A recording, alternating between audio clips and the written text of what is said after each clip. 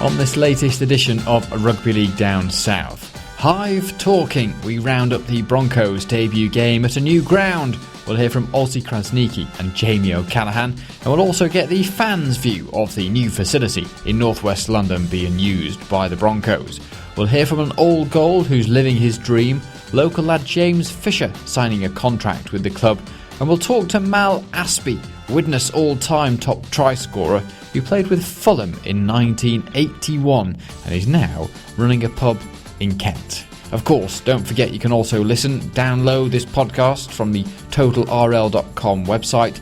It's even, in fact, the website got its own podcast menu on the menu bar at the top. Go and have a look, totalrl.com. You can also find links there to digital versions of League Express, Rugby League World, and subscriptions, etc. League Express this week carrying the news that Broncos are expected to sign Josh Drinkwater, another St George Illawarra Dragons man. No confirmation yet from the club at time of recording, but it looks like the halfback heading over for a season with London Broncos. So, the opening home game of the season against Salford on Saturday. Another reverse for the Broncos, but a much improved performance from what many say.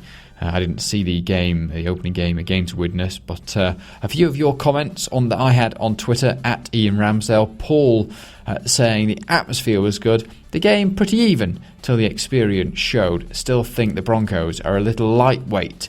David saying I went to see Barrow. We had a bigger crowd than London Broncos. If their credibility in Super League, they need more supporters.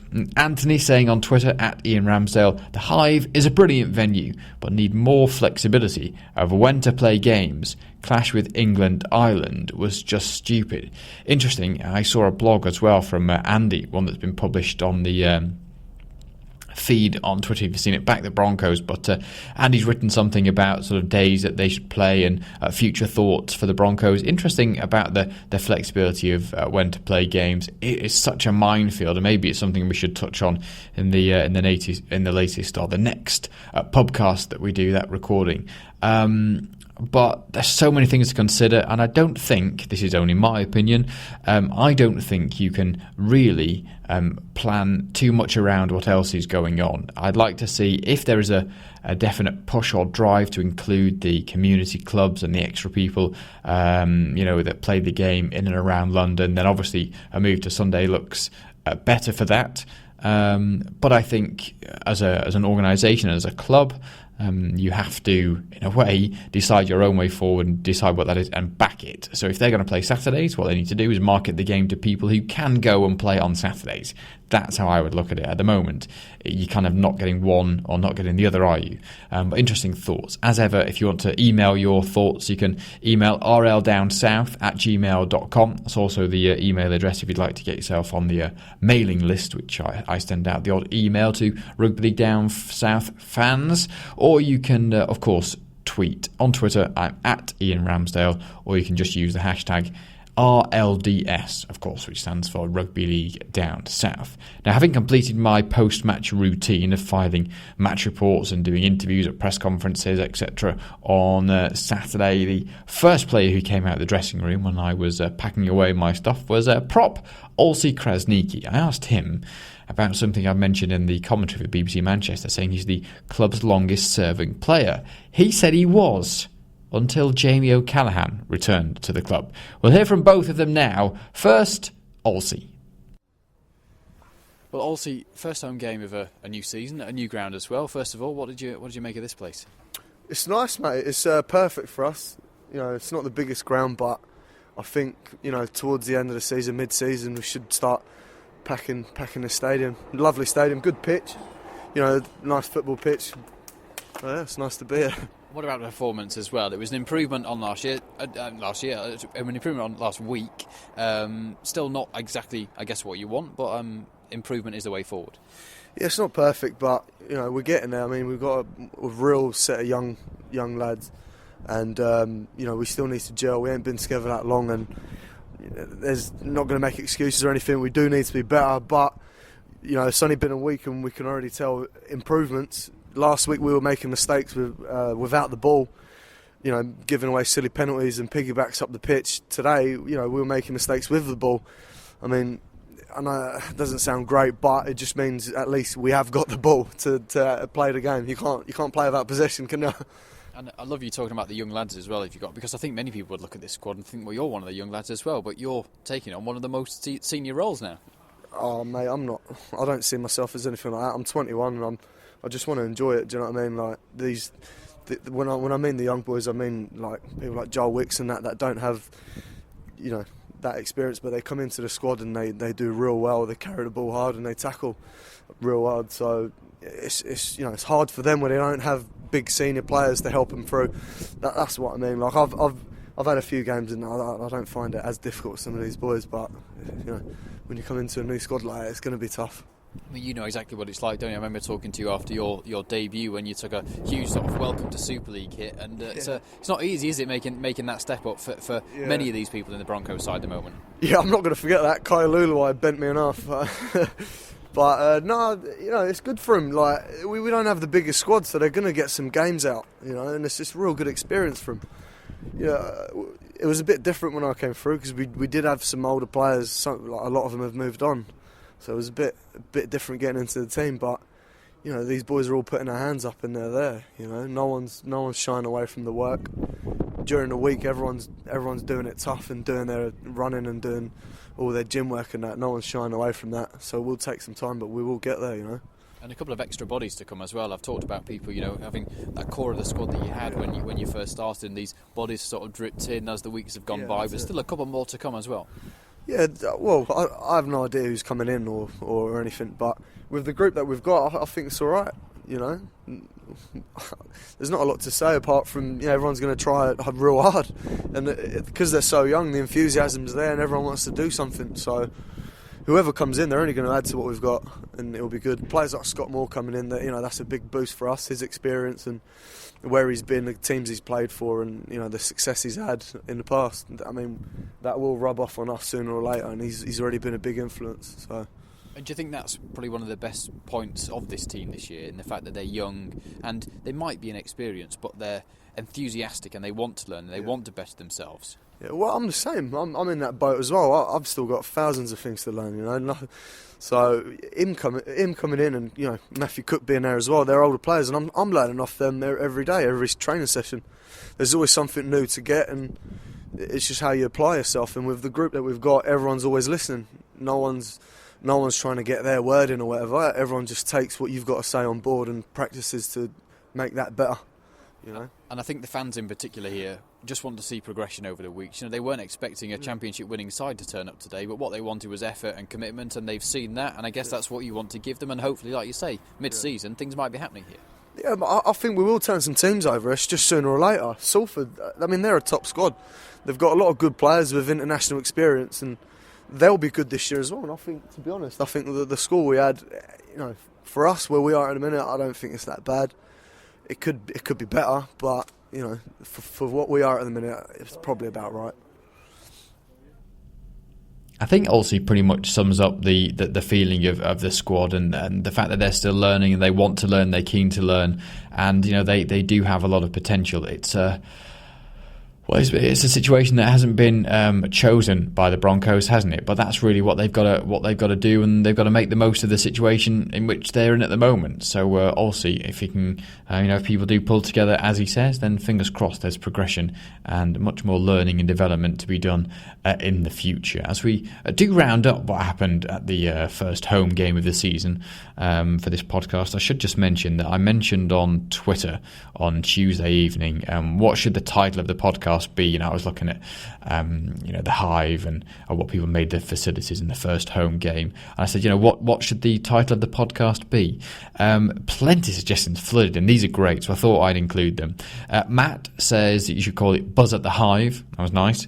Greg saying call it Staying a Hive. Huh, I like it. 50% Clever on Twitter said get buzzing with the Broncos. Not bad. Richard saying survival is but one place away. That was in response in particular to the news of the Bradford Bulls, which has happened this week. Stephen on Twitter saying living the Hive life. I really like that, and I think that came a close second in the in my internal head voting. But that was great from Awesome Dawson81 on Twitter.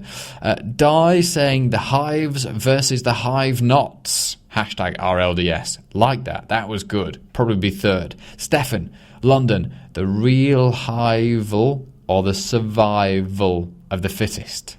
I like that. The revival or the survival of the fittest. I'm going to use that in the future, probably. Gareth says we should call it to hive and to hold. Good. Richard, Hive, I got news for you. Clever. But the winner, I went with Andy's suggestion of Hive Talkin. Exactly what this podcast is doing. So, Andy, thank you for that. I may well do that every week on a Tuesday night, probably put out to Twitter a Twitter tender of the title of the podcast. So if you are on Twitter, at Ian Ramsdale is where to be. Now, Jamie O'Callaghan actually played his 100th game for London's Super League club on Saturday. He had been delayed getting to the ground and jumped on a train to make sure he got there in time. He did begin the match on the bench, having initially been named in the starting lineup. But I spoke to him after the game about reaching that milestone. Well, Jamie, 100 performances for London Broncos, that's some achievement really, isn't it? Yeah, I'd like to think so, yeah. It's been a tough couple of years, especially personally, and obviously with the Broncos as well, behind the scenes, but I'm pleased to be back, and I hope it's the start of another long career of them. It was a tough, close season, wasn't it, really? And then you'd signed for Scholars, and then the opportunity came around again to come to Broncos? Yeah, it was tough financially, obviously both parts with Broncos and myself, and then obviously I had a baby coming, so I had to think for the future with her. So at the time I had to go back to work and sign with Scholars because I wasn't sure as the club were what was going to happen. The future didn't look very good, to be honest. So I took the risk of leaving full time, which was the hardest thing I've ever had to do. But when Broncos got financially backed and they looked to start building, I started speaking to my agent, just saying, look, I'm still ready. I went back to work. I was working and training in the evenings like I was doing when I was 15, 16, and it sort of gives you the love for the game again. For 2 years where I really struggled on the pitch, and so did Broncos, and that you sort of felt I started to doubt myself as the Broncos did. So just being able to go back to what I called the real world, it really made the love of the game and the love of the club come back to me. And I just got speaking to Tony Ray straight away and said, look, I've realised I may have took what I had for granted, to be honest. I was honest with him. I've learnt a tough way, but I think I've come round and learnt a good lesson. So you must be happy to be back and have to be out there, although the results at the moment not quite there yet. No, and we're a new team. We haven't been together. There's still players to come in. We're still almost in pre-season. So for us it's like pre-season, but it's great to be back with the boys. It's great to be back full-time. Facilities at Hive and where we train at Underhill, unbelievable. It feels like a step forward for the club. So hopefully, I think from today's performance we've built on from last week, and I think we're just going to continue on like that, and I think we're going to come through it strong. I was going to say, this side are only going to get better, surely. Yes, we're a young team, as we said. We're a young team. We may not be the biggest, but we've all been through a lot, and we're all here to prove something. We all want to prove that the Broncos deserve to be in Super League, and we're all here to prove personally that we're good enough to play in Super League. So we're going to pull together as a team and build on each week, and I can only see us getting stronger. I was just talking to OLSI KRASNIQI, and he was saying pretty much the same thing, that one of the, almost the unique selling point of this squad is that there's such young players with so much they want to achieve and so much they want to prove, I guess, to other people, that is really what's going to bring this squad closer together, surely. Yeah, that's exactly it. We're all here because we've all got something to prove, whether it be young fellas that have come down on loan, we've got the young London boys. We all want to prove that we're good enough, and the only way we can do it is pulling together as a team and start playing well, and we know that. We train well, we train hard, and we know the results will come because we worked hard enough and we deserve them.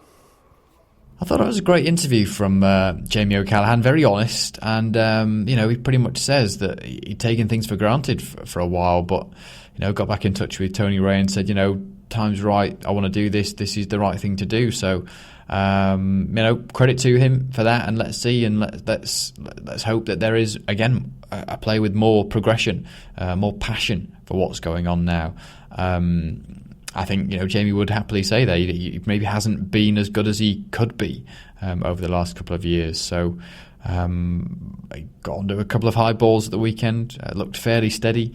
I know people have said defensively Jamie can maybe improve, but again maybe he's come to try and adapt his game and to improve. Let's only hope. But Jamie, thank you for talking to Rugby League Down South. I also had a chat as well with head coach Tony Ray. I'll be putting that on the Rugby League Down South Facebook page. If you want to listen to that, you can find it by just searching in Facebook at Rugby League Down South for those post-match thoughts of Tony Ray. It's a little bit out of date now, so I just thought I'll bang it on the Facebook page. Some great stuff in there, but pretty much reflecting on the performance and the game at the weekend. So that's where it is if you'd like to find Tony Ray. Also, some potential news of signings. If you're not already following at Back the Broncos on Twitter, doing a very good job. Might have to talk to Back the Broncos on future podcast programmes.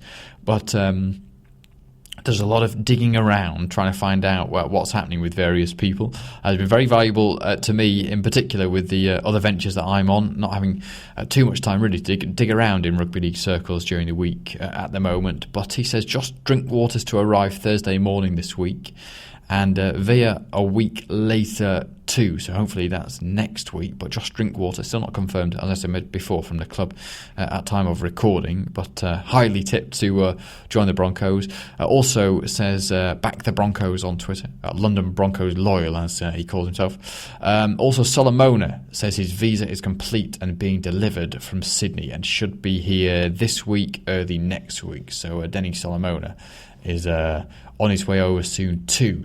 So Broncos squad growing, maybe another month or so. What do you reckon?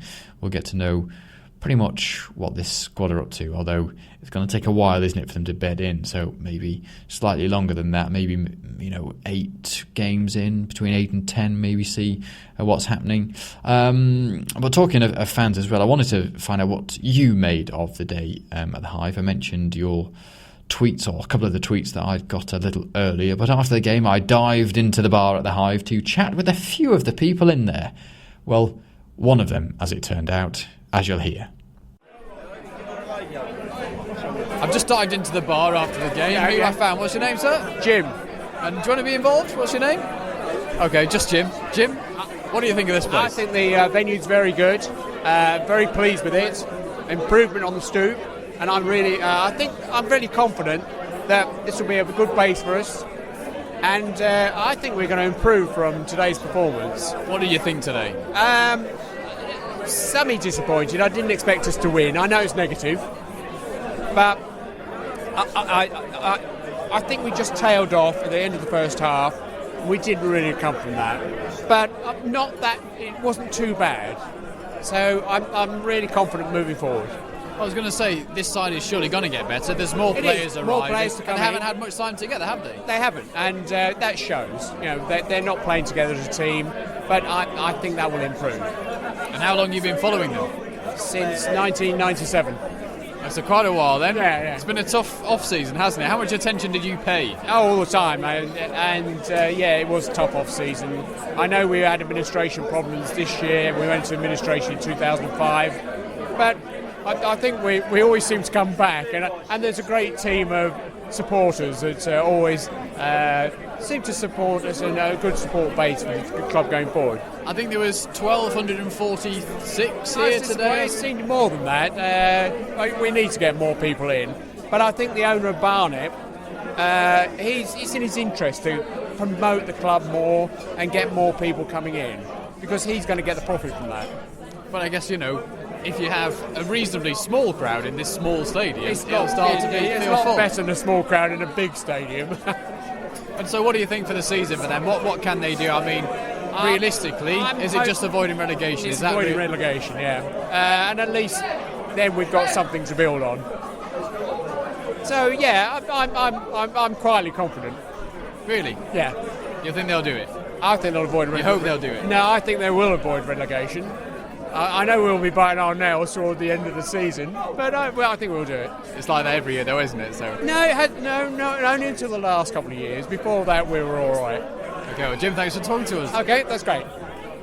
That was the view in the noisy bar at the end of the day. But I think, as I said, most people wanted to see a bit of passion and drive and commitment from the squad. And I think you got that at the game on Saturday. And fingers crossed there can be a couple of wins registered. I was reading, in fact, an article written on the Guardian's website. You should go and find it, by Gavin Willisey, who we've spoken to on the podcast before.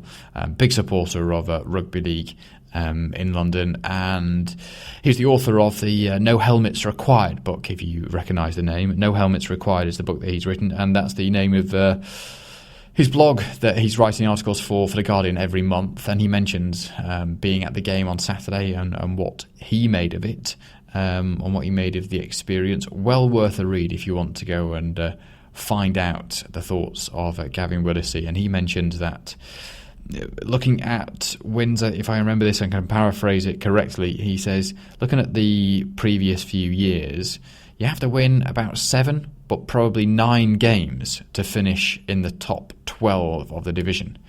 Can Broncos do that? 7 wins? Can they get that this year? Can they get 9? It's going to be difficult, although that brings you on to the subject of the Bradford Bulls and the troubles that they've been in this week.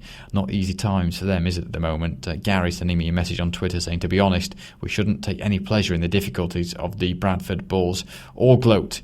We could so easily have been there before. Absolutely agree, Gary. It's not an easy time for them, and having seen what Broncos went through and touching administration, but not going into it, not having to go that way, but the players, the backroom staff, the people that the game lost in going through that process and the way that things were done. Not an easy time. So, of course, we never like to see people and clubs in particular go through any particular hardships like this. Fingers crossed they can bring themselves through the other side as well, and we can have a competitive Super League. But it does raise issues, doesn't it, as for the future of the game? I'm sure we may well talk about that in future podcasts. It sets up the game on Sunday well, doesn't it? Broncos going to Bradford Bulls on Sunday. All of a sudden, this early in the season, round 3, and we have a relegation 4-pointer on our hands. I'm pretty sure I'm not the only one who will be calling it that this week. Now, you've heard lots about Sam Burgess switching codes in the last couple of weeks, haven't you? But here's one back for Rugby League. A young local rugby player in Gloucestershire has earned a professional contract at the University of Gloucestershire All Golds. James Fisher, currently club record holder at Rugby Union Club, Cirencester RFC. But he says he'll achieve his dream when he pulls on an All Golds shirt for the first time. This was taken from the All Golds website. He only started playing Rugby League last season, and I caught up with him earlier this week. James, I first saw this story on the All Golds website, and it was all about a local lad having his dreams come true. Is that right? Is this exactly what you wanted, a professional rugby contract, and the All Golds have given you what you wanted? That's exactly spot on, to be honest. Like I said in the article, ever since I was a child, my dream is always to be able to get myself a professional contract, and the All Golds have done exactly that. And like I said in the write-up again, it does sound corny and a bit cliche, but my dreams have come true. Being down in that area of the world, obviously, you began playing rugby union. When was it that you started looking at league as potentially something to play? Well, I started playing last summer when I actually realised that I was scoring a few tries and could actually make a career out of this. Was probably September time. So about 6 months ago, really. I mean, what was the process? Because obviously, if the All Golds weren't there, you wouldn't have this opportunity. So how did you find out that they were there? Well, it started off at the start of last summer, where I got a phone call from the director of rugby at Old Pats, who invited me over to play rugby league in the summer.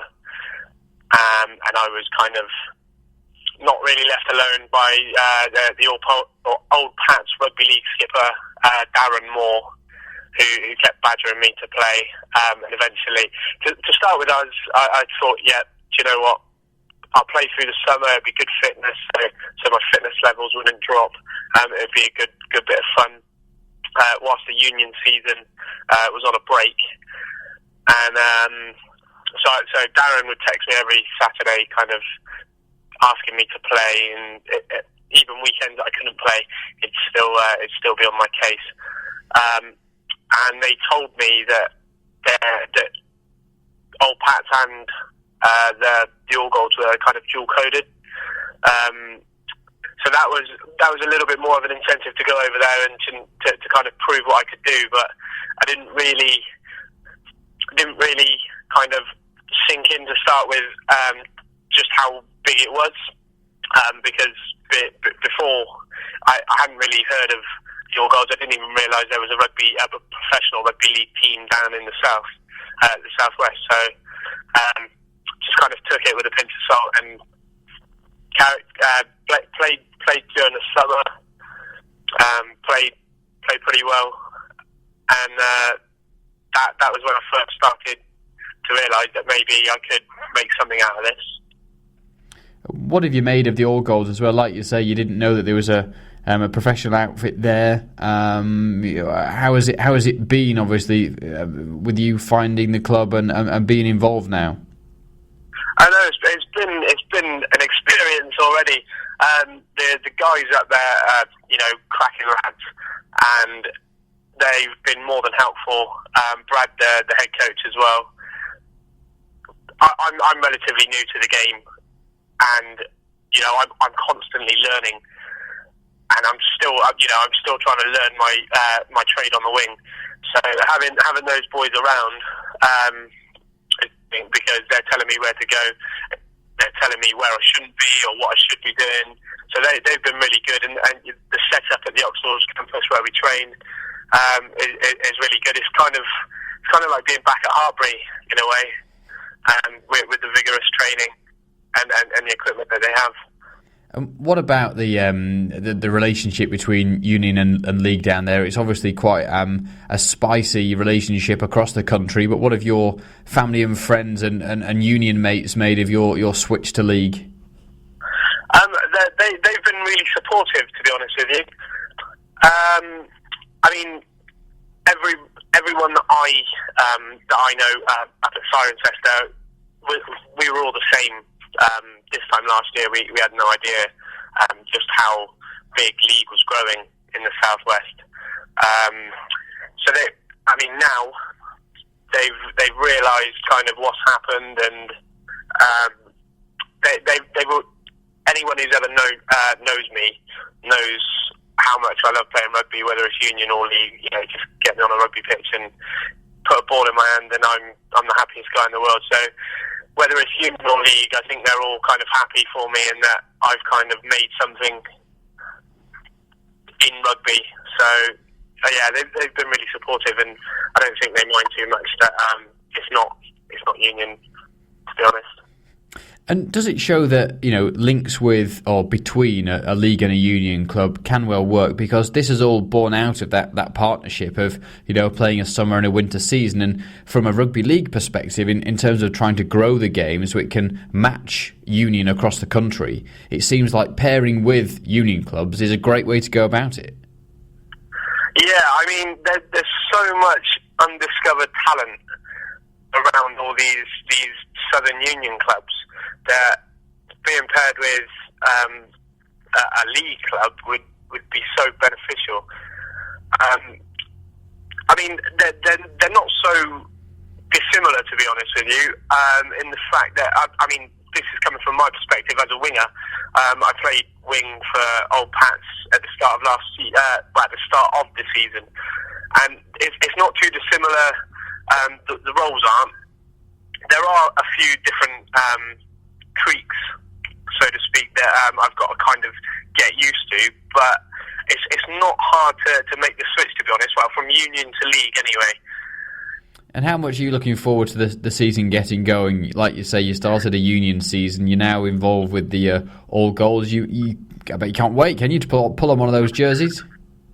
No, definitely not. I mean, we've played a couple of pre-season games, which we won.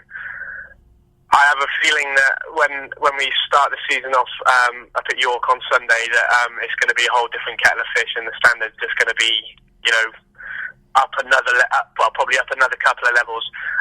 But in a sense, not knowing what I've got to come up against is quite nice, really.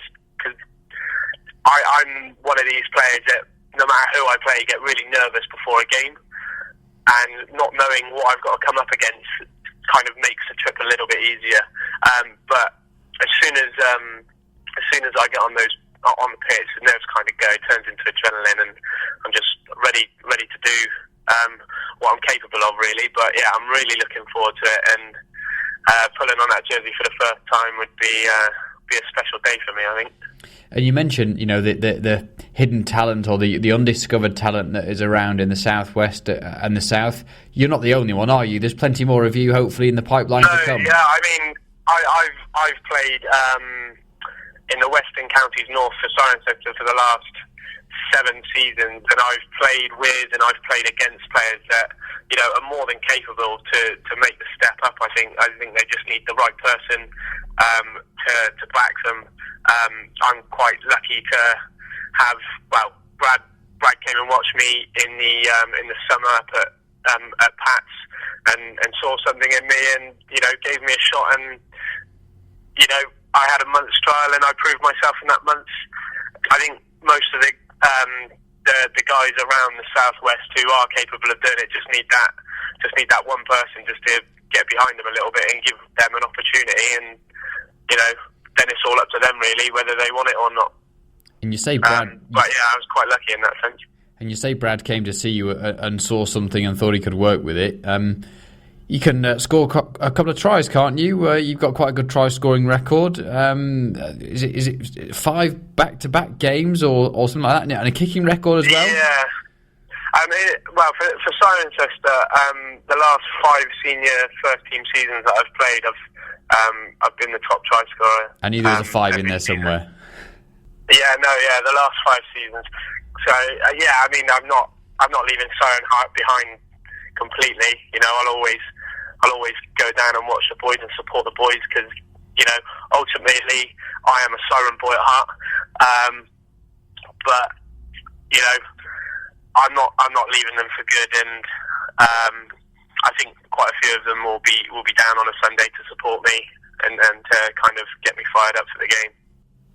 So that's James Fisher, a man you'll see on a team sheet of the All Goals potentially this season. Congratulations to him on, as he says, having his dream come true. Sounds like a terrific young man, and hopefully with a very prosperous and lengthy career ahead of him within rugby league. But I just love the way that things are done in certain circles, and there's none of this bickering between league and union. I think it's, there's always going to be that rivalry, and to be fair, it's a good thing to have at times, but I think it's sensible when people look at things, and when you look at the development, if he has an opportunity to play rugby league, of course you're going to take it, and that's where at the moment rugby league can really reap the benefits and hopefully progress the game to become more of an equal with union in the future, in my opinion. Just one thing I wanted to mention actually, I'm hearing interesting things about the future of Medway Dragons. I haven't been able to confirm anything, but potentially some rather big news around the corner for the Kent club. Like I say, nothing I can particularly tell you this week, but interesting news about their future. Of course, I'll bring you anything more when I can here on Rugby League Down South. But on the subject of Rugby League in Kent, something a little different now. A few months ago, I was told that one of Fulham's former players, Mal Aspery, runs a pub down there. Of course, I'm talking about Fulham RL, not Fulham the football club. But Aspery played for Fulham back in 1981, the second season of the professional era. He spent the previous 15 seasons of that playing almost 600 games for Widnes. He still holds the record for the most career tries at the club. He went on to play at Wigan and Salford, where he then coached. But now he's down in Kent running the pub. The Wheel Warriors have been in touch with him recently about hopefully getting along to a training session, so I thought I'd give him a call and have a quick chat. Here is Mal Aspey. Looking at your rugby league history, you spent the 1981 season, I think, playing for Fulham. Do you remember much of that year? Yeah, it was. I was the assistant player coach, you know. But Reggie Bourne was the manager. I was the assistant manager. At that time, when we first started, we only had 14 players when we played Wigan in Origo match, like, you know. Mm. It was just a great season. There were a great bunch of lads. I ended up doing 18 months really, and what happened then? Wigan came in for me, and they offered. I think they offered at that time. They offered more money than actually Fulham bought me for. You know, I went up there, and that's the way it was then. You know, back in the 80s. What was it like playing in London in those days? Because it was all very new, wasn't it, back in 81? Yeah, it was really, really nice. The spectators were something else, you know, because what had happened when we were playing at Craven Cottage, we'd all used to have to finish the match and then we'd go into the bar, and like, obviously I think what happens is, normally when Fulham played, all the players go upstairs, have something to eat or something, but after the match, all the players they tried to push us upstairs, but we all wanted to go in the bar, and we had like a bond with the spectators, and you know, we were getting 8,000 to 9,000 gear, like, you know. Mm. People have said often that when they've played for the team in London, it feels different. It feels a bit more special. You're a bit more closely connected with the fans. Was it like that back then? Yeah, it was really. They were fabulous, you know. They were Widnes were my team, like, but were born and bred. But Fulham people were absolutely smashing. You know, you couldn't put another term on it. Like, it's a pity it's not played there now. When I left and went up to Wigan, I went on and so on. I went coaching. Wigan asked me to stay assistant coach to Alec Murphy. Mm. But I went to Salford and I went coaching there, you know. Then I ended up going back to Widnes, but it was so special then, you know, at that time. And you really can't talk too much about the spectators. They were that good, you know. Yeah. We used to come up. No, they used to come wherever we played, and there was always at least two coaches, you know, and that's a long way, you know. What have you made of the current sort of situation of rugby league in London as well? Because it does seem like it had a few boom years, but at the moment it's struggling in a way. Yeah, they struggled. For me, they always struggled when they left Fulham. You know, the Craven Cottage, because we had a good thing with them, like, you know. Of course, there was a lot of people from round about who on television and off films, like, you know, who were northern folk who had moved down to that, and quite a lot of them live in the Fulham area, you know, and around the Chelsea area.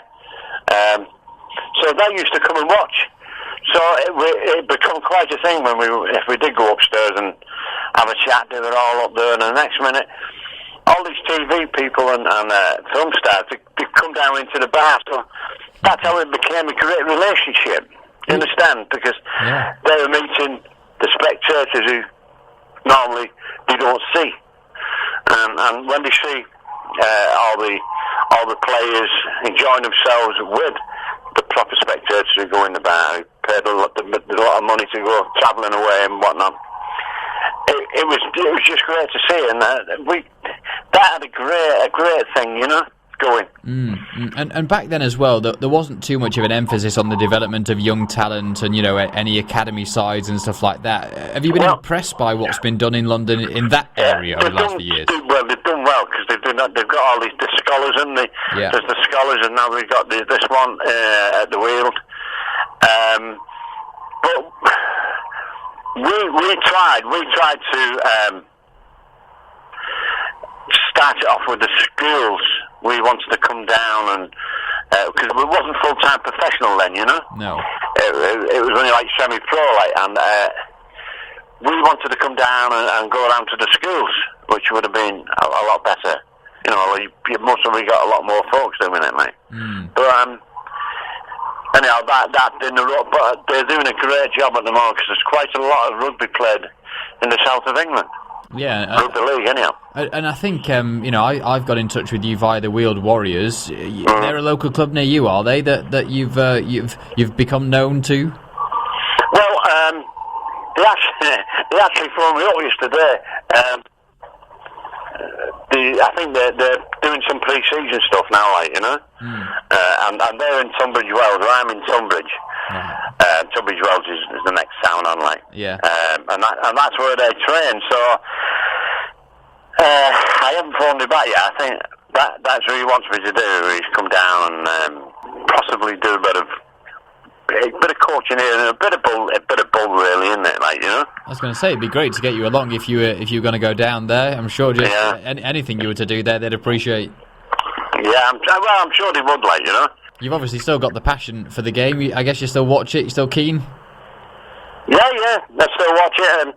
And where we are now, like the Rome Rugby Union, the Tunbridge Rugby Union club are trying to get me along, like, you know, but. I don't mind, like, you know. Yeah. I said I'll come down and help you if you want me. I'd sooner leave them alone. They're doing quite well as they are, like, you know. You say that your club's Widnes. You still keep an eye on them. Still keen to see how they do. Yeah. In fact, we've got a kid down here from some. He's a New Zealander. He's playing at Tunbridge. He's a bit special. He's a big second row Tunbridge forward, like. And it's like a game of rugby league, like, you know. But I think he's good enough. He's good enough to just throw in, you know. One of them, like. He's a right size, you know. He's 6'4" and 17 and a bit stone, and nothing on him at all, like, you know. I might even phone Widnes up and see if I can get him up there, like, you know. He does sound like a bit of a handful. And just let us know about your pub as well. How long have you had that down in Tunbridge? We've been here for 8 years now, like, you know. It's in the high street. It's the oldest pub in town. It's 600 years old. It's like me. Yeah, it's a nice pub, like. And is it the Old Checkers? Is that right? It's called Ye Olde Checkers, yeah. Ye Olde Checkers. Okay. It's right behind the castle at Tunbridge, you know. So that's the voice of Mal Aspery, who used to play for Fulham back in 1981. When I mentioned that, I was trying to track down a former player on Twitter. Liam said, at Ian Ramsdale, always good to hear from someone from the Broncos, Quins, Crusaders, Fulham past and what they think about the present squad. We'll try and do more of that in the future. If you do know of any people who used to be involved in the game, or, you know, played on the professional level. I know there's a few of them around that sort of help out at various amateur and community clubs around London and the South. If you are one of those, if you know one of them, let us know, and we'll try and get them on one of the future programmes. Like Liam says, always good to find out what they think and see how they're getting on. So any suggestions, email rldownsouth@gmail.com, or you can tweet at Ian Ramsdale, use the hashtag RLDS. Just one final thing to finish quickly. In the Challenge Cup last weekend, unfortunately, South West London Chargers were beaten by Milford Marlins. Sounds like 2 tries in the second half. Unfortunate breakaway tries that Milford Marlins scored took the game away from the South West London Chargers, who gave a good account of themselves by all accounts. So yes, we will now be following the Milford Marlins before their next game. They've been drawn at Barrow in the 3rd round of the Challenge Cup. It's going to be a tough one for them, but we'll try and catch up with them soon. I was hoping to try and get someone on this week's podcast to find out what they made of playing the South West London Chargers, but we will endeavour to do that for next week, and we'll have it part of next week's podcast. But that's it for Rugby League Down South for this next episode. Thank you once again for listening. As I say, don't forget you can download or listen to this programme on the totalrl.com website, where you can find various other content as well. So do go and check it out if you can, and I'll be back with another programme next week.